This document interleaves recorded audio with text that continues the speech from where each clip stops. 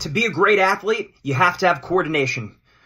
Parents ask me very frequently, wrestling parents now, they'll say, do you think it's important that my son does, or my daughter does freestyle or Greco-Roman, right? Because high school, middle school, it's only scholastic, it's only folk style. And I show them that what I do is I go back to my 2002 Fargo team for Team New Jersey, and it shows Steve Mocco, two-time NCAA champ, Zach Esposito, NCAA champ, Mark Perry, two-time NCAA champ, Matt Valeni, two-time NCAA champ. And then I say to the parents, well, what do you think? You show them the picture, and there's a bunch of All-Americans, national finalists. You're like, well, what do you think? It is very important.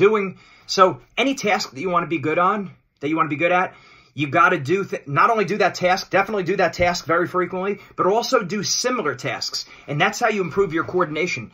So back in the 70s, they did studies, wrestling scientists did studies on how important coordination is in wrestling and how important it is and how do you actually build coordination. So you build coordination by doing similar activities to the main activity that you're doing. Okay, so what does that look like? So if your normal activity in wrestling is folk style or collegiate wrestling, wrestling freestyle, wrestling Greco-Roman, doing some sumo wrestling in practice.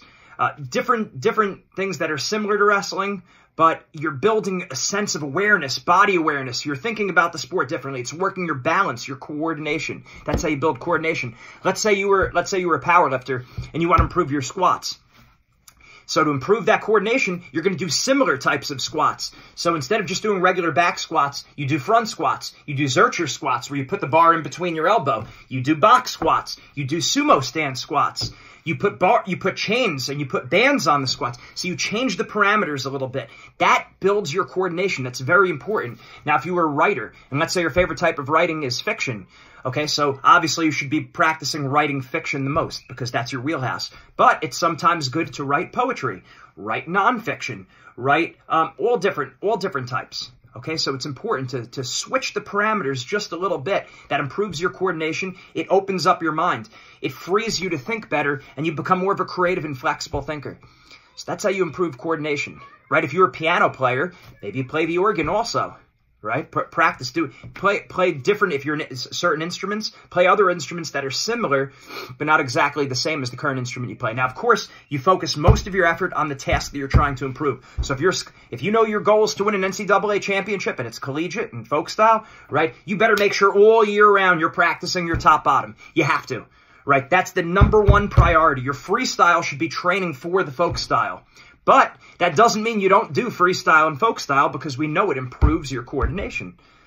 So that's critical. Focus mostly on the task that you're trying to do, the specific task that you're trying to do, and then use similar activities to help support that task that you're trying to master. That's how you build coordination. And according to those sports scientists, especially in the sport of wrestling, it is 15% of the pie. 15% of your success is based on your coordination. You look at certain kids and you say, wow, that kid has a real mat sense. They really know where they are on the mat. They have a good feel for the sport. That's coordination. 15% of the pie, that's how you build it. Now get to work.